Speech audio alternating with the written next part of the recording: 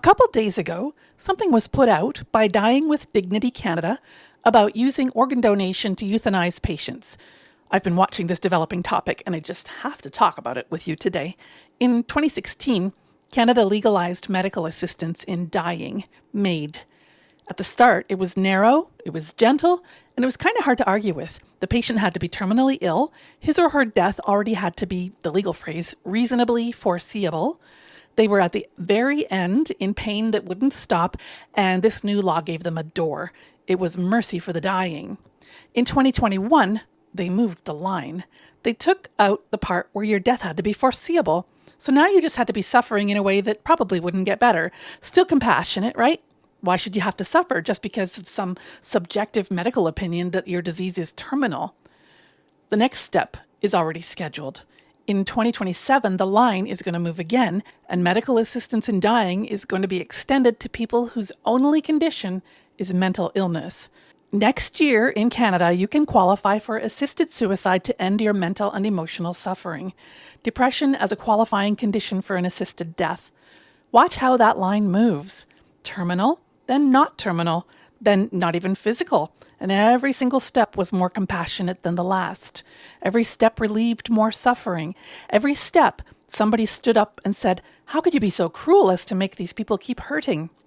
Now, I'm a little bit sorry about this morbid topic today, but the reason I'm bringing it up is you have been trained to think this exact same way about your own symptoms. You've been trained to freak out and take desperate measures to avoid all suffering. How do I know? Because I've also been raised in this society. So bear with me as I ask the question nobody's supposed to ask out loud. What if we just keep following this moving line to its logical conclusion? Nature makes no mistakes, and your symptoms are no exception. Welcome to Mind Over Symptom, where we uncover the deeper pattern. There's an old move in logic called Reductio Ad Absurdum, reduced to absurdity. You don't argue against an idea, you do something worse to it. You agree with it. You let it be completely true and you walk it all the way out to its final destination. And if that destination is monstrous, you've shown that the idea was probably rotten from the start. You never had to attack it, you just let it reach its own logical conclusion.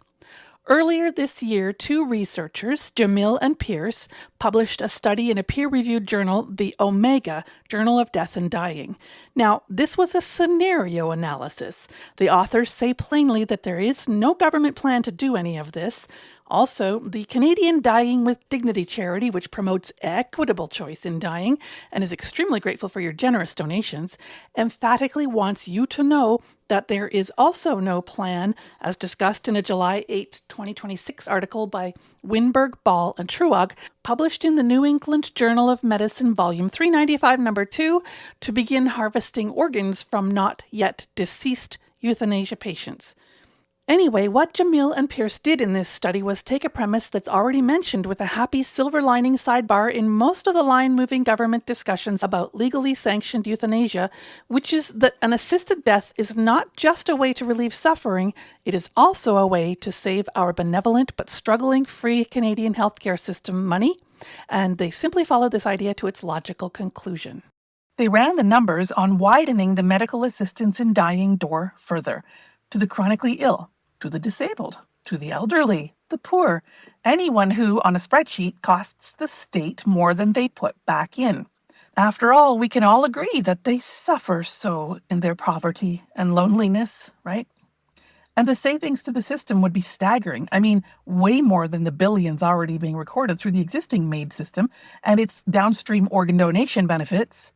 Extending MAID beyond terminally ill sufferers, beyond chronically suffering, and beyond those suffering from mental health disorders would net many tens of billions extra, and that's in the polite, voluntary version. If you follow the logic into its darkest corner and begin extending medical assistance in dying to end the suffering of non-voluntary patients, over $1 trillion would be saved by the Government of Canada and therefore the economically overburdened people of Canada. They even noted some extra savings depending on how the assisted deaths are carried out, which is quite another savings to the struggling Canadian taxpayers again. They didn't even bring up the population reduction and its potential benefits to Canada's carbon footprint, with immeasurable cost savings by reducing climate impacts. So listen to how reasonable each step sounds on the way down. We relieve their suffering. We free up hospital beds. We reduce the strain on families. We honor their autonomy. At least in the voluntary scenarios we do. We save money that we could spend on someone else. We get body parts that can improve the lives of others. Every step a reduction in suffering, every step more compassionate than the last. Until you're standing at the bottom looking at a literal price list for human beings.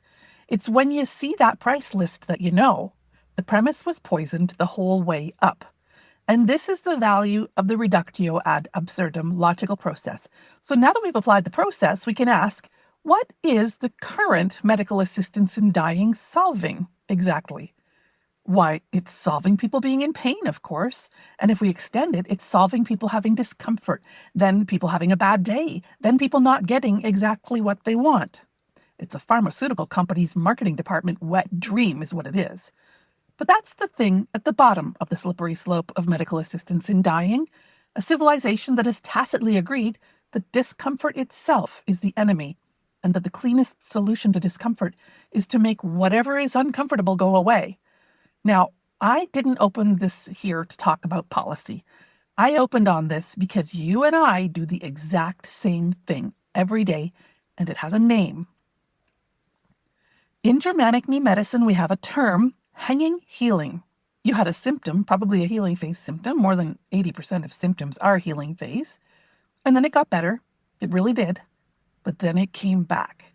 And so you resolved it again, sort of. And it came back again. And now you've been around this loop a bunch of times, and you've kind of stopped believing that better is even possible for you. You've got a collection of crappy body things and life things that flare and fade and flare. And if it isn't one thing, it's the other. And it's like you're playing whack-a-mole with trying to solve what's wrong with you. Or maybe you've actually been diagnosed with something degenerative. You've maybe been told that your suffering is chronic, that this is just your body now. That's just how it is. What happens not just with hanging healing and chronic or degenerative illness, but with all the repeating and never-ending suffering in your life is you feel like a victim of your own body, your own existence. Like the machine you got handed is faulty and you're just the poor passenger strapped inside it waiting for the next thing to break. But all of those feelings are the story that you have learned from your society, and you don't have to accept it because there's a way out of hanging healing. As I said, in germanische-heilkunde, or Germanic New Medicine, we know that when symptoms keep coming back, that is a phenomenon called hanging healing. Here's what it actually is. We know, based on the 5 biological laws of the germanische-heilkunde, that an idiopathic symptom is not a malfunction. It's part of a special biological program that you are running on purpose, though it's unconscious, just like digesting your food, oxygenating your blood, or growing your fingernails. The reason you create and run a special biological program is to help you to avoid a specific type of negative experience that you've had called a DHS, a Dirkhammer syndrome. A DHS is when you unconsciously decide that an experience you have had means that you are existentially threatened because you are isolated, you're cut off from whatever the source of your life is. It is a terrible biological emergency. Now, you can make a DHS out of just about anything. I often make DHSs about scented laundry products, for example. At an unconscious level, there's something in my psyche that says, oh no, this horrible existential threat is back again, and this means that my existence is threatened and my life has no meaning. The special biological program then makes tissue and functional changes in your psyche, brain, and body to help you to not feel those awful feelings. Once you successfully make those horrible existential isolation feelings go away, you have resolved the biological conflict in your psyche, and you go into the healing phase, which is when you begin to make tissue and functional repairs. And it's also when you actually evolve physically and psychologically to a slightly better, more robust version of yourself in relation to that particular negative experience. This is what we mean by biological adaptation, and it is the driver of biological evolution. It's what your psyche, brain, and body have been doing since the moment you were conceived about 9 months before you were born. In fact, this biological evolution, this upgrade that you do to yourself every time you successfully solve a biological conflict in your psyche, is actually the reason why you have the Dirkhammer syndrome in the first place. That's the fifth biological law and the quintessence of the germanische-heilkunde. Every special biological program that you create, that means every disease symptom that you create, whether it's physical, mental, or emotional, is meaningful in the context of your evolution. But here's the catch. You're supposed to complete the special biological program. You're supposed to actually become a better version of you in that particular way. You're supposed to have your negative Dirkhammer syndrome experience, which is totally subjective, by the way, and has nothing to do with shocks, germs, toxins, genetics, or any objective condition or event. Then you're supposed to make meaning of that Dirkhammer syndrome in such a way as to serve your own evolution. You are then supposed to produce literal changes in your psyche, brain, and body, and then you're supposed to walk out the other side as someone new, a better version of yourself, you 2.0. Hanging healing is when you never finish that. You keep relapsing onto the conflict, reactivating it. And why? Because you're avoiding suffering. In fact, you're doing two kinds of avoiding at once. You're avoiding resolving the biological conflict, and underneath that, you're avoiding even facing it all. So the program can't close. It reopens and reopens and reopens. It's an if-then-go-to on a loop. The absurd part of this is you're relapsing on the worst aspect of it. You're relapsing on the horrible existential isolation, and then you're relapsing on the physical suffering of the healing phase, usually the worst part of the healing phase, which is the epicrisis, and the beginning of the second part of the healing phase, which is called in Germanic New Medicine PCLB, or post-conflictolysis part B. That's what chronic and degenerative illness is. It's not a body that forgot how to heal. It's an evolution that keeps getting interrupted by you, because you have learned that suffering is bad and evil and to be avoided at all costs. Except you're suffering the whole time you're trying to avoid suffering. Every day you keep a special biological program hanging open, it costs you. A special biological program runs on your life energy, real metabolic energy, attentional energy, brain energy, social energy. Usually it takes real time and money as well. So the longer you kick the can down the road to avoid the pain of just finally solving the existential isolation and completing the special biological program properly to become that new version of yourself, in other words, the more you cling to the previous version of yourself, the more of your life gets devoted to maintaining instead of living. When you have chronic or degenerative illness, your vitality doesn't vanish, it gets redirected into holding an unfinished program open. And that's what chronic is. That's what degenerative is. It's not that nothing's happening. It's that all of you is going into something that was designed to end but isn't ending. And ironically, again, you're devoting that energy to something you really, really hate. I mean, I really, really hate laundry scents by now, I'll tell you. So the enemy isn't the suffering itself. The villain is the avoidance of the suffering, the refusal to face it. What's bizarre in our 21st century human civilization is that this refusal to experience legitimate suffering is so universal that civil servants actually discuss euthanizing the electorate. And of course, the entire drug industry, from prescription all the way down to the street level, exists exactly on the promise of helping you to avoid any kind of actual suffering. I do know that this isn't laziness or stupidity, it's fear. Specifically, we're trained from birth to the belief that we are existentially alone, severed from the source of our being, on our own in an indifferent universe. I'm serious here. It is unquestioned and right from pre-kindergarten. The human race itself is special. It's us versus nature. The rules of ecology don't apply to humans. We have to find the special tricks and tips for our human survival. Maybe we need to do transhumanism, because by no means can we live in the hands of the gods like wild animals do, right? If that's the water you've been swimming in, and it is, then finishing your special biological programs, growing up, authoring yourself, no longer needing to be rescued from your own legitimate evolution, that doesn't feel like freedom, does it? It feels like loss, and terrible aloneness. So we stay. We pick the devil we know, and the result is hanging healing. Keeping a symptom, half hoping some mommy or daddy's still coming to save us, but slowly realizing it's never going to happen, and this is just what we are now. How sad conventional medicine is. It breaks my heart. Now, I'm not saying all this from an intellectual position.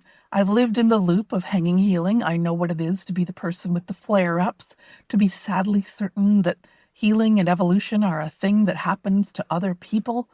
I took Reductio Ad Absurdum all the way to full-blown panic disorder, and knowing I was on the brink of annihilation every day, and sometimes multiple times per day. But Reductio Ad Absurdum eventually went from a whisper to a tap on my shoulder to a slap to a 2x4 across the back of my skull. When I finally confronted my hanging healing, I realized the deeper fear of finishing, of not having the symptom to organize my life around anymore. When I let go of being a victim of my biology, I also let go of the hope of being rescued. But now I know the way out of hanging healing, out of chronic and degenerative illness. I know how to resolve that suffering for real, at its source, because I found it for myself, and then I spent years learning to teach it. That's the whole task here. The doctor, the alternative practitioner, the GNM teacher, none of these people who seek to relieve your suffering is the hero of your story. You are. But I've been down the tunnel, and I want you to know it does have an exit. So now I'm going to tell you roughly where the exit of hanging healing is. Ready for it? Here's the secret to escaping from hanging healing. The more you run from what you don't want to feel, the more absurd everything will get.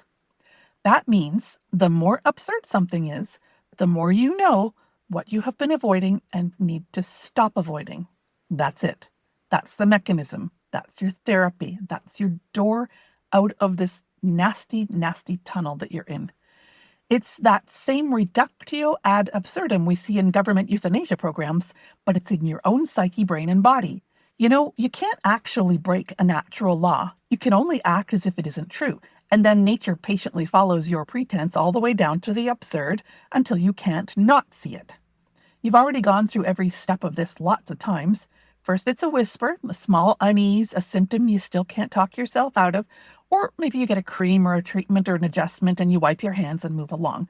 You refuse to look any deeper than that, and the whisper becomes a tap on your shoulder. It's back again, but this time it's deeper or worse or affects more of you. They have to do the pre-treatment and, of course, treatment and other treatment before they can do the real treatment, which might not fully treat it. You refuse to face that deeper conflict, and the tap becomes a slap across the face. You now have such and such diagnosis. This is your new identity. Your life is about this now. Join a support community on social media, and if you continue refusing to face that deeper conflict long enough, it's going to be a 2x4 across the back of your skull. We've got to remove parts of your body. We've got to replace organs. We've got to limit you to a plastic bubble. Reductio ad absurdum is not life or the universe escalating on you. It's you turning up your own alarm louder and louder because you want to answer it, but your social conditioning tells you that you're a bad person if you do. All chronic and degenerative illness works like this.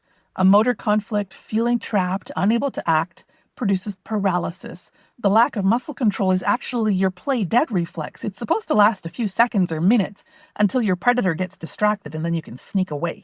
Then your motor program goes into healing phase.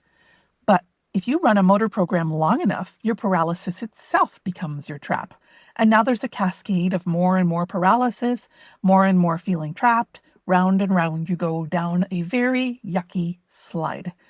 A digestive program, something like, I can't take this in, I can't process this, I can't get what I want out of this, that'll generalize until you're reacting to everything, allergic to the world. Your whole life shrunk to the size of those one or two things that you can eat or touch or be near. With hanging healing, it's the same move every time you refuse the meaning. So the program can't complete, so it amplifies, trying harder and harder to be heard, until finally it hits an extreme so absurd that you finally have to turn and face it. That's not cruelty. It's a smoke alarm that gets louder because you're ignoring it. I can think of countless examples of this, but I'm remembering a girl I used to know. As a teenager, she was already running away from suffering by fawning to her friends. She'd give them all her expensive designer clothes that her parents bought her. She was basically just buying love everywhere. At 13, she stayed out all night, and when her panicked parents yelled at her when she came home in the morning, she told them that a boy had raped her. It went all the way to the day of his trial before she admitted she'd just completely made the whole thing up. And her parents got her out of it. They helped her not face that suffering. And she learned that the drama works. Someone always saved her from her suffering. So did she finally see the light because of their benevolence and the forgiveness of the boy whose life she ruined to get out of being grounded? No. Her drama escalated the way every refusal to see reality escalates.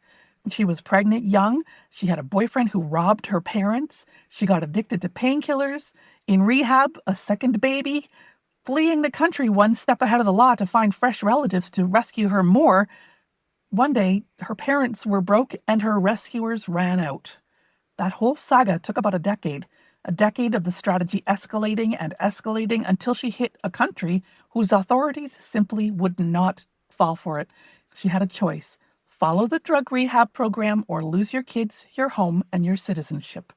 No rescuer arrived, and for the first time, the only way through was through. And this is the best thing that ever happened to her. I'm Gen X. We say, you burn, you learn. She had to burn nearly all the way down before she learned. And I'm scared that Canada has to burn its medical system all the way down before it's going to learn. So that's reductio ad absurdum. It's not just a logical process we can use to understand the value of an idea. It's also a natural law that'll smash you into smithereens if it has to make you see what's really important. But here's the door out of that awful misery. You can turn and face your suffering when it's at the whisper stage. You do not have to wait for that cosmic 2x4. What I'm talking about is facing your suffering, walking toward your pain and suffering, instead of frantically avoiding it. I mean, your biology is already trying to help you avoid it, so don't jump on board and avoid the avoiding of the avoiding of the avoiding, if you know what I mean. I'm talking about facing your biological conflict, going into the Durkheimers syndrome and becoming fully conscious of it, rather than stuffing the sufferer away by arguing with people on the internet about it or crying in your soup because you're a victim of such and such syndrome. All my work is about this. Go to mindtreehealth.co/start and just start learning about how this works, how your suffering is meant to help you resolve, and how you are the author of it, not the victim of it. Check out the site. It's where I teach you to find your biological conflict underneath your symptom, which is the first and the hardest move. To me, the cost of hanging healing is very real and very sad. Hanging healing isn't a dramatic collapse. It's something worse. It's months, years, potentially decades of your precious life spent running a special biological program that was supposed to end in weeks, days, or minutes. The cost of hanging healing is your vitality being rerouted into holding an old wound open day after day while you call it chronic and trying to make peace with a smaller life. It makes me so sad to think about this. But we've got a whole nearly global civilization in this hanging healing. A culture that's decided discomfort is the enemy and that the answer to suffering is to make the sufferer disappear. How evil. But you burn, you learn. In this case, the horror is the alarm. And that's why the Great Awakening is also happening faster than ever before, with more and more people waking up to their own personal sovereignty, the value and dignity of their precious lives, and the goodness of evolving to ever better versions of ourselves. So what's the actual work here? How do you end hanging healing and just finish your evolutionary business? Joseph Campbell said it in one line. He said, "The cave that you fear to enter holds the treasure you seek." Your chronic, repeating, or escalating symptom isn't the problem. It's a signpost, and it's been pointing the whole time at a sort of a cave. The cave is an experience you've avoided so completely for so long that you forgot the cave is even there. Now, if you let yourself acknowledge that cave, just acknowledge its existence. Acknowledge that there's something you hate and fear so much that you haven't been acknowledging, that you're not acknowledging now. Anyway, If you can start to consider that nasty existential isolation and what it really means for you, soon you'll realize that you're not actually afraid of the cave. You're not actually afraid of the existential isolation. You're afraid of the risk, the chance that you go in and you don't get what you want, that you jump off a cliff and don't grow wings on the way down, that you lose weight, start speaking your truth, become a successful entrepreneur, end that difficult relationship, and you still won't be happy. But watch how wanting actually works. The entire charge of desire, the thing that makes any goal feel alive, actually happens before you ever get the thing. Motivation and life force run on the possibility of getting what you desire. There are tons of studies on this. Take away every chance of missing, guarantee the outcome, and all motivation dies. If there's no risk, there's no aliveness, which means the risk you're fleeing and the treasure you want are the same thing. You can't have one without the other. It's a physics issue. So every time you run from the risk, you run from the treasure. You run from your heart's deepest desire. In the very same motion, you run from both. You sprint away from the cave and the gold at the same time. Now, the most ironical thing of all, completing PCLB, finishing a special biological program and evolving, it's actually super anticlimactic. It's borderline boring. It turns out that going into the cave isn't the heroic feat you've been bracing for. It's smaller than that, but also perhaps more difficult, mostly because of your cultural conditioning that says, "Don't do this, you weirdo." The solution to hanging healing, the way we go into the cave, is turning toward the symptom and asking the one question almost nobody asks. What is this for? As much as I hate this, what am I getting out of this? What am I going to lose when I let go of this for good? The moment you accept that your symptom means something, that you, through your biology, are making it on purpose, which is to evolve, the special biological program can then finish. The wound gets metabolized. The healing that's been hanging finally lands. And the one that walks out of the cave is the treasure. It's not a prize someone hid in the dark. It's a version of you the whole experience was building the entire time. So you burn, you learn, and Reductio Ad Absurdum will make you burn more if you're not getting the lesson. But nothing in nature is malignant or cruel. The burn is just how far the signal has to climb before you walk into the cave. And you can walk in at the whisper.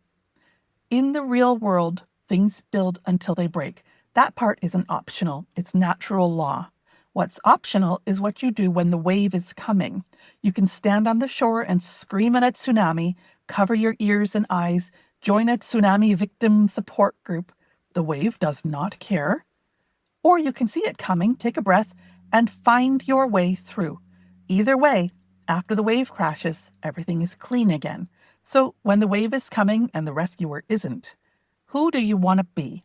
You can do this work. You can learn to walk in your metaphorical existential isolation cave at the whisper instead of waiting for the 2x4. I'm Lishwi. Thanks for burning with me. This has been Mind Over Symptom with Lishwi Springford, where symptoms are not the enemy and you are your own authority. For more, visit mindtreehealth.co.